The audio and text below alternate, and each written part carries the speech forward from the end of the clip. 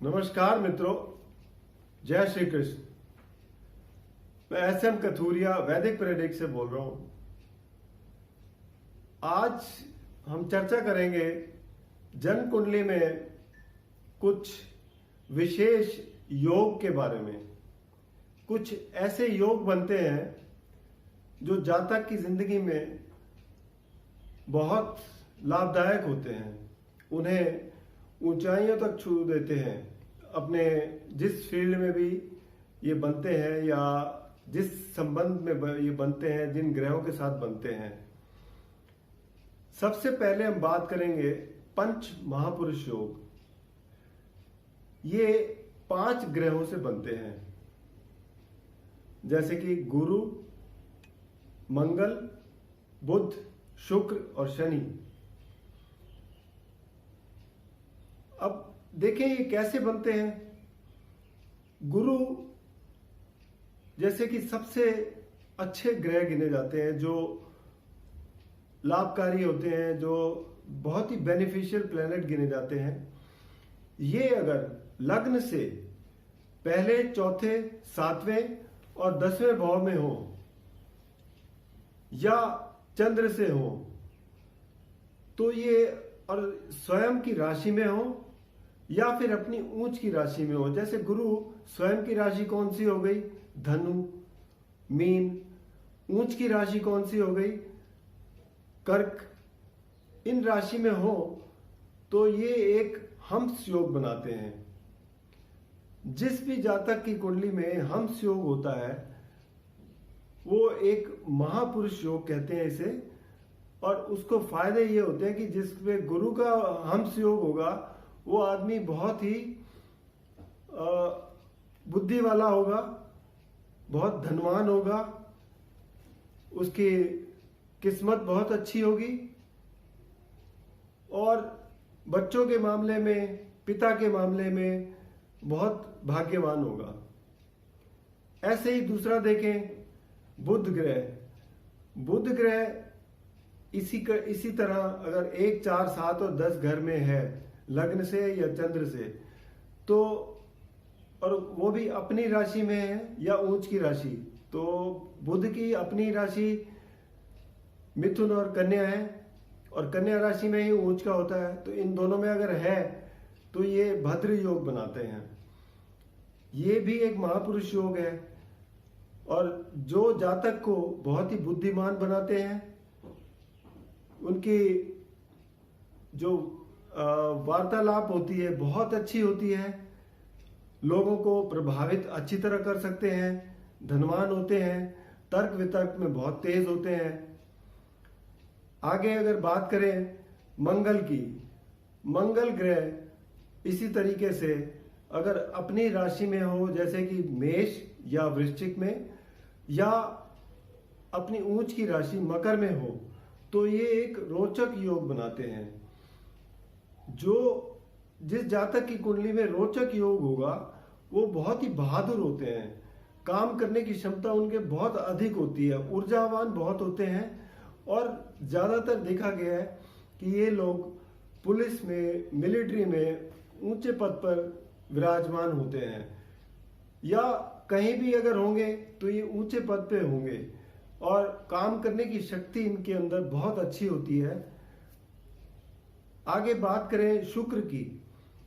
शुक्र इसी तरीके से अगर अपनी राशि में है, जैसे कि वृषभ या तुला में, या फिर अपनी ऊंच की राशि मीन में है, वो भी केंद्र में हो, चाहे लग्न से हो चाहे चंद्र से हो, तो ये एक मलाव्य योग बनाते हैं। जिस जातक की कुंडली में मलाव्य योग होता है वो जातक पूरी धन धान्य से, सुख सुविधा उसके जीवन में बहुत अधिक होती है।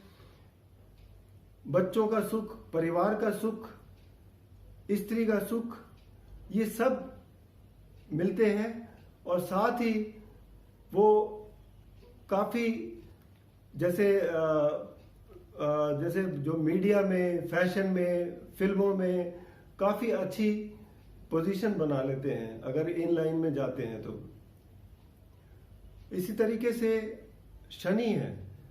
शनि अगर अपनी राशि मकर में या कुंभ में हो, लग्न से 1, 4, 7, 10 में होना चाहिए या चंद्र से, या फिर अपनी ऊंच की राशि तुला में हो, तो ये एक शास योग बनाते हैं। ये भी एक महापुरुष योग है, क्योंकि शनि जनता का कारक है। इसलिए जिन जातक की कुंडली में ये योग होता है वो ज्यादातर किसी ऊंचे स्थान पे होते हैं। जैसे कि अगर गांव में होंगे तो सरपंच होंगे, शहर में होंगे तो बड़े ऊंचे ओहदे पर होंगे, और या पॉलिटिकल फील्ड में होंगे, राजनेता होंगे, इस तरीके से, या इंडस्ट्रियलिस्ट हो सकते हैं।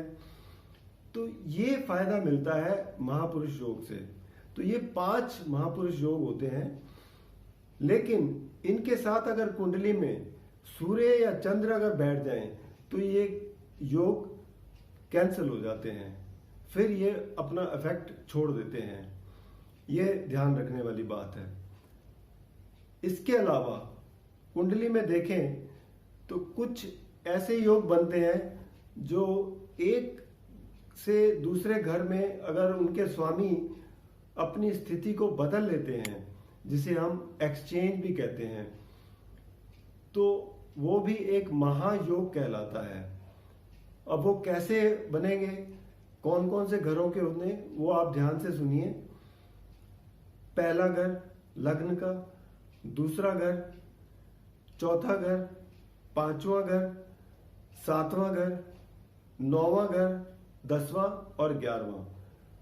इन सभी घरों के स्वामी अगर एक दूसरे से अपना स्थान बदल लेते हैं या एक्सचेंज कर लेते हैं तो वो एक महायोग बनाते हैं। जैसे कि मैं एक एग्जांपल देता हूं कि पहला लग्न मान लो मेष का है और दूसरा घर है वृषभ राशि।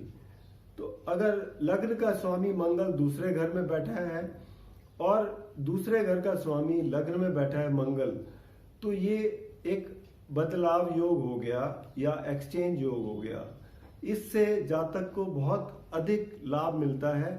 जब भी इन ग्रहों की दशा आती है या अंतर दशा आती है, उसमें जातक को बहुत लाभ मिलेगा। जैसे कि स्वास्थ्य अच्छा रहेगा, धन में बहुत वृद्धि होगी, और भी कई चीजों में उनको लाभ मिलता है। इसी तरीके से जो घर जिस घर से संबंधित रहते हैं उसी तरीके के फायदे मिलते हैं। इन सब में शक्तिशाली योग जो होता है वो होता है 9वें और 10वें घर का। वो बहुत बड़ा राजयोग होता है। अगर 9वें घर का स्वामी 10वें में बैठ जाए और 10वें घर का 9वें में, क्योंकि 9वां भाव होता है भाग्य स्थान और 10वां भाव होता है कार्य क्षेत्र। इनके बदलाव से या इनके एक्सचेंज से ये एक बहुत ही महान योग बनता है जो जातक को बहुत ऊंचाइयों तक ले जाता है। तो ये टोटल जो योग बनते हैं इस तरीके से ये 28 होते हैं अगर आप कैलकुलेट करके देखेंगे।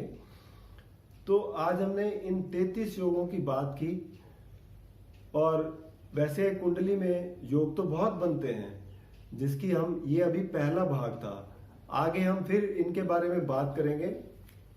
अगर आपको ये वीडियो पसंद आया हो तो कृपया लाइक करें, शेयर करें, और अधिक जानकारी के लिए नीचे दिए गए नंबर पर संपर्क कर सकते हैं या फिर वैदिकप्रेडिक्ट.com पर लॉगिन भी कर सकते हैं। धन्यवाद।